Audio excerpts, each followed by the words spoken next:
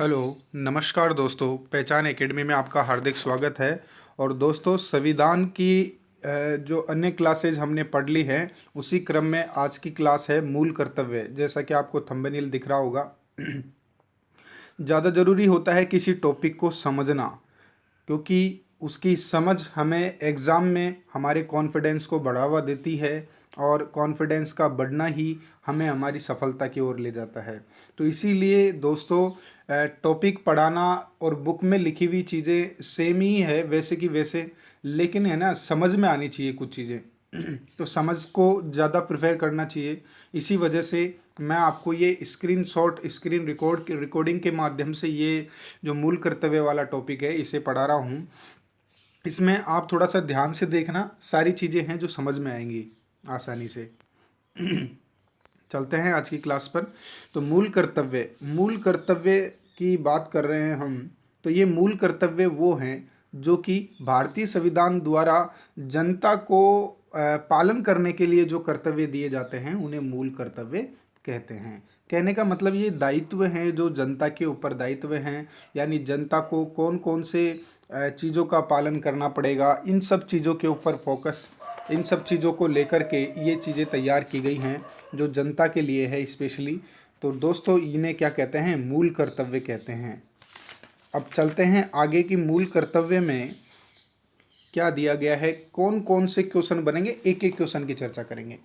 ठीक है, और समझ में आती है वीडियो तो शेयर करना, लाइक करना, जो करना है वो करना। ठीक है। लाइन में दिया गया है कि भारतीय संविधान में 42वें संविधान संशोधन अधिनियम 1976 द्वारा अनुच्छेद 51 कै 51 कै का मतलब है 51 ए, यानी कहीं पर भी ऑप्शन में 51 ए लिखा मिल सकता है, आपको 51 कै लिखा मिल सकता है और यहाँ से क्वेश्चन बन सकता है। ठीक है, कि भारत के संविधान के किस अनुच्छेद में मौलिक कर्तव्यों की चर्चा की गई है? तो उसमें आंसर आएगा आपका अनुच्छेद 51 कै या 51 ए के रूप में। ठीक है, तो इसमें 10 मूल कर्तव्य की सूची जोड़ी गई। इसके लिए संविधान के एक नए भाग 4 कै को जोड़ा गया था। यानी भाग 4 में तो आपने सभी ने पढ़ा होगा कि भाग 4 में नीति निर्देशक तत्व हैं, लेकिन भाग 4 में नीति निर्देशक तत्वों के साथ में किसको शामिल किया गया है? मूल कर्तव्य को शामिल किया गया है, जो कि भाग 4 के अंदर सम्मिलित किए गए हैं। ठीक है, अब डीपीएसपी किस में सम्मिलित किए गए हैं? आपके भाग 4 में। डीपीएसपी आपके भाग 4 में सम्मिलित किए गए हैं, जबकि भाग 4 के अंदर मूल कर्तव्य को सम्मिलित किया गया है। अब आगे पढ़ते हैं। कुछ एक्स्ट्रा लाइनें हैं जो मैंने खुद ने ये बुक राइट की है, लिखी है मैंने खुद ने मतलब खुद के ही लैपटॉप से, कंप्यूटर से टाइप करके। ये जो वन लाइनर सिचुएशंस को देखते हुए, वर्तमान में एग्जाम कंडीशन को देखते हुए मैंने ये कॉन्स्टिट्यूशन की बुक है जो तैयार की है, क्योंकि मेरी रुचि कॉन्स्टिट्यूशन में ज़्यादा थी, इसी वजह से। तो दोस्तों चलते हैं। यह जापानी मॉडल पर आधारित है। किस मॉडल पर आधारित है? जापानी मॉडल पर। यानी इस बुक में आपको वो चीज़ें मिलेगी जो आप मतलब 5 बुक पढ़ने के बाद में किसी टॉपिक के बारे में एक एनालिसिस बेस्ड नॉलेज इकट्ठा कर पाते हैं। वो बुक मैंने, वो जो लाइनें हैं वो डायरेक्टली मैंने यहाँ शामिल कर दी हैं, तो उन्हें देखना है। इसलिए ज़्यादा प्रॉफिटेबल ये बुक रहेगी आप ही सभी के लिए। यह जापानी मॉडल पर आधारित है। कर्तव्यों पर एक अलग अध्याय जोड़ने का सुझाव स्वर्ण सिंह समिति ने इस आलोक में सुझाया था कि अधिकार और कर्तव्य एक दूसरे के पूरक हैं। एक दूसरे का पूरक का मतलब क्या है? कि एक दूसरे के उल्टे हैं। अधिकार तो है जो जनता को अधिकार जो दिए गए हैं, या उनके लिए ये प्रायोरिटी बनती है कि भाई ये हमारे अधिकार हैं और ये अधिकार का मतलब इन पर हम आधिपत्य रखते हैं। और जबकि कर्तव्य हैं जो कि वो जनता के लिए कर्तव्य हैं, दायित्व हैं कि उन्हें ऐसा करना ही पड़ेगा भारतीय संविधान के अनुसार। तो इसके अलावा बाद में जब संविधान 86वां संशोधन किया गया, तो ये लाइनों को ध्यान देना। 86वें संविधान संशोधन अधिनियम 2002 के द्वारा 51 ए में के रूप में 11वां कर्तव्य जोड़ा गया। ये लाइन बहुत इंपॉर्टेंट है, ये ध्यान रखना। 86वां संविधान संशोधन अधिनियम 2002 के द्वारा 51 ए में के ऑप्शन के रूप में 11वां कर्तव्य जोड़ा गया था, जो कि इस बात को शो करता है कि भारत के प्रत्येक नागरिक का यह कर्तव्य होगा कि वह 6 से 14 वर्ष तक की आयु के बच्चों के लिए अपने बच्चों को शिक्षा उपलब्ध कराए। ठीक है, तो या निःशुल्क शिक्षा जो देने का प्रावधान किया गया है।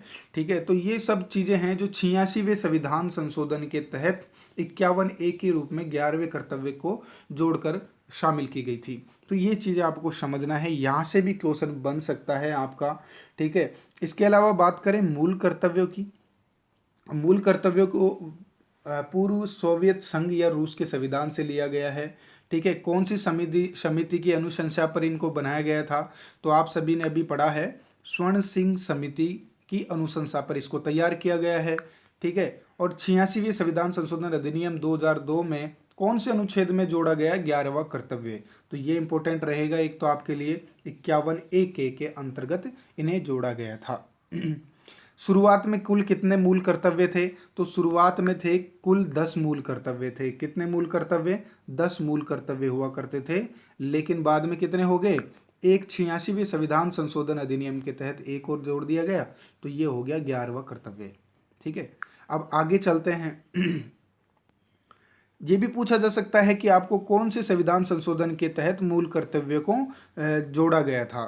तो कौन से संविधान संशोधन के तहत? 42वें संविधान संशोधन के तहत, यानी 1976, ये ध्यान रखना, 42वें संविधान संशोधन 1976 के द्वारा 51 के रूप में 10 कर्तव्यों को शामिल किया गया था, और बाद में 86वें संविधान संशोधन 51 में के रूप में 11वां कर्तव्य जोड़ा गया था। ये याद रखना है आपको।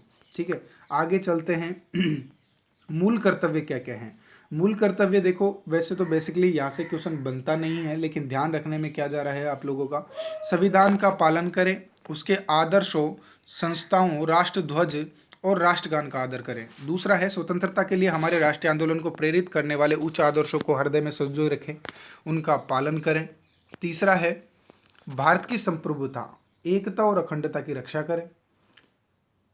चौथा है, देश की रक्षा करें और आह्वान किए जाने पर राष्ट्र की सेवा करें। यानी आपको राष्ट्र की सेवा के लिए कभी भी बुलाया जा सकता है और आप मना नहीं करेंगे। ठीक है, आगे, भारत के सभी लोगों में समरसता और समान भातृत्व की भाईचारे की भावना का निर्माण करें और ऐसी प्रथाओं का त्याग करें जो स्त्रियों के सम्मान के खिलाफ होती हों।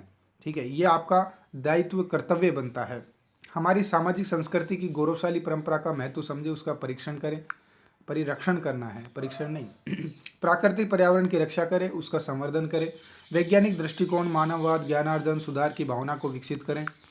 सार्वजनिक संपत्ति को सुरक्षित रखें, हिंसा से दूर रहें। व्यक्तिगत और सामूहिक गतिविधियों के सभी क्षेत्रों में उत्कर्ष की ओर बढ़ने का सतत प्रयास करें और 6 से 14 वर्ष तक की उम्र के अपने बच्चों को शिक्षा उपलब्ध कराएं।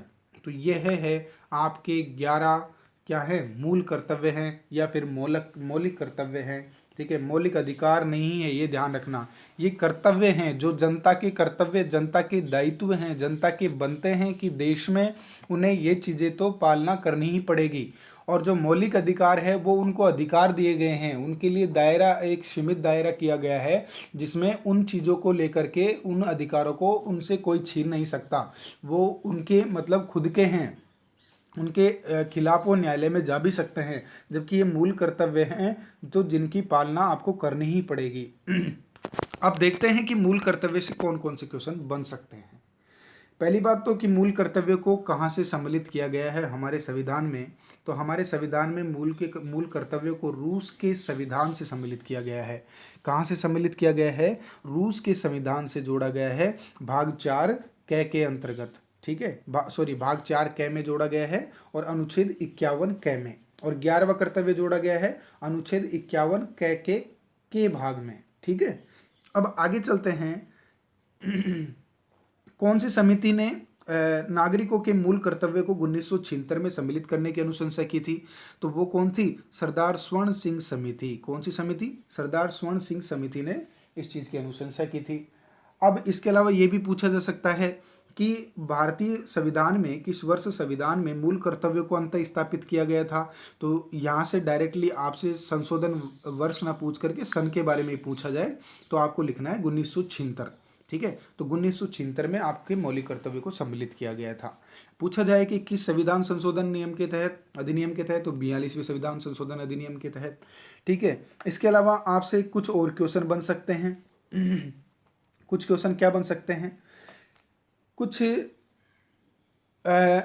क्वेश्चन बन सकते हैं कि संविधान के किस भाग में जोड़ा गया है, तो भाग 4 में जोड़ा गया है। ठीक है, इसके अलावा किस अनुच्छेद में 51 के अंदर हैं, और पहले शुरुआत में 10 मूल कर्तव्य थे, वर्तमान में 11 मूल कर्तव्यों का उल्लेख है। अब ये भी पूछा जा सकता है कि संविधान में जो उल्लेखित मौलिक कर्तव्य हैं या मूल कर्तव्य हैं वो किसके लिए बनाए गए हैं, तो वो क्या है, आम जनता के लिए हैं, सभी के लिए हैं, जो हमारे देश के नागरिक हैं, अर्थात सभी नागरिकों के लिए मूल कर्तव्य की रचना की गई है। मौलिक कर्तव्य, अगर मान लो कोई व्यक्ति है जो मूल कर्तव्यों की अवहेलना करता है, तो उसके लिए किस चीज़ का प्रावधान किया गया है हमारे भारतीय संविधान में, तो उसे दंड देने की व्यवस्था वैसे है नहीं। हमारे भारतीय संविधान में जो मूल कर्तव्य हैं उनकी अगर कोई अवहेलना करता हुआ पाया जाता है तो उसको दंड देने की व्यवस्था, संविधान में ऐसा कोई दंड प्रावधान नहीं दिया गया है हालांकि, लेकिन यह है कि ये उसका कर्तव्य बनता है। इतना मतलब जोर जबरदस्ती वाला काम नहीं है, लेकिन उसका ये कर्तव्य बनता है।